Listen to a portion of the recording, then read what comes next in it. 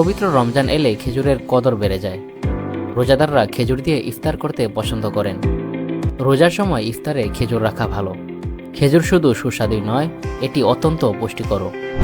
Vitamin, আঁশ, calcium, iron, phosphorus, potassium, magnesium ও zinc সমৃদ্ধ খেজুর একজন সুস্থ মানুষের শরীরে আয়রনের চাহিদা পূরণ করে। খেজুরে রয়েছে ভিন্ন ভিন্ন স্বাদ, আকৃতি, রং এবং এর মিষ্টতায় রয়েছে বৈচিত্র্য। পৃথিবীতে 2 শতাধিক খেজুরের জাত রয়েছে। মরু অঞ্চলেই খেজুর বেশি উৎপাদিত হয়। আরবরা প্রধানত খেজুর ও আরবি কফি দিয়ে আপ্যায়ন করেন।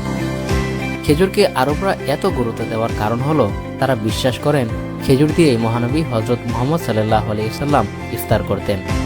এর ফলে রমজান মাসে খেজুর খাওয়া মুসলিমদের একটি ঐতিহ্য। মহানবী সাল্লাল্লাহু আলাইহি সাল্লামের সুন্নত হিসেবে বিশ্বব্যাপী রোজাদাররা এটি খেয়ে থাকেন। রোজার সময় ইফতারে খেজুর রাখা শুধু সুন্নতি নয়, স্বাস্থ্যের জন্য অত্যন্ত গুরুত্বপূর্ণ। হাদিসেও খেজুরের উপকারিতা সম্পর্কে উল্লেখ রয়েছে।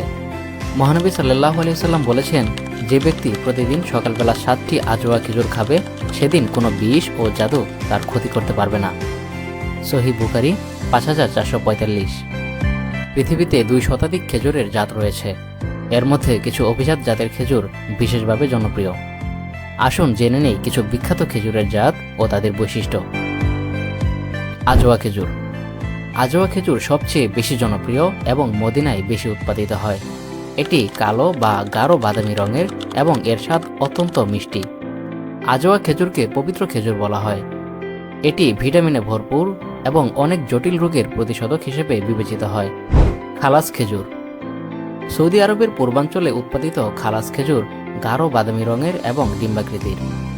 এটি মিষ্টি গন্ধযুক্ত এবং সৌদি আরবের সামাজিক অনুষ্ঠানে প্রায়ই পরিবেশন করা হয়।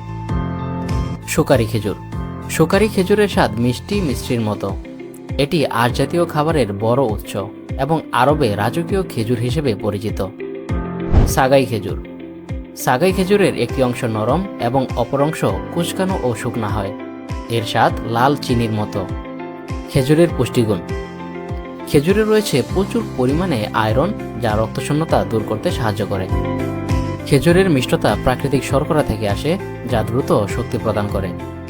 এটি হজম শক্তি বাড়াতেও সাহায্য করে। রমজান মাসে ইফতারের টেবিলে খেজুরের উপস্থিতি শুধু ধর্মীয় ঐতিহ্যই নয়, এটি স্বাস্থ্যের জন্য অত্যন্ত গুরুত্বপূর্ণ। আজওয়া, খালাস, সুকারি বা সাগাই, যে জাতের খেজুরই হোক না কেন, এর পুষ্টিগুণ ও স্বাদ অনন্য।